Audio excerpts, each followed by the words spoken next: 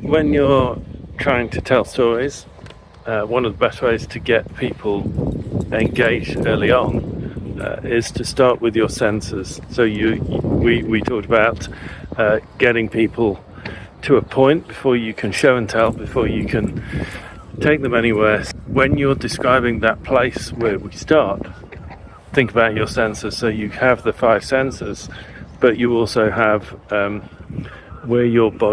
your body's positioned, and how you feel internally. So whether your heart's beating, whether you can feel the adrenaline, whether you can feel stuff in your tummy that's related to affection or love or that kind of thing. Think about all of those, because those are relatable. Everybody's felt excited, everybody's felt nervous at some point, so you can begin with a point where they can relate to you.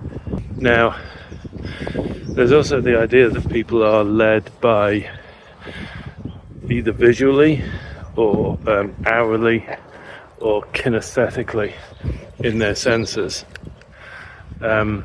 So if you're a visual artist, you would expect that the people who are following you are led by their visual sense.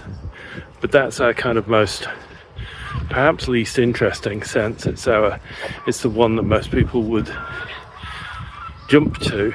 I guess the way to differentiate yourself would be to use your enhanced skill in the visual arts. So you might talk about how something looks, but bring some of your language to it, bring some of your skills to it, bring some of your visual analytics to it, so that you become an outstanding describer of something visual. That's a way forward, a possible way forward.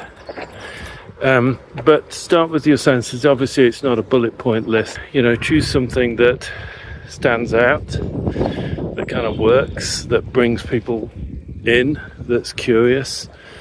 So that's how to start a story.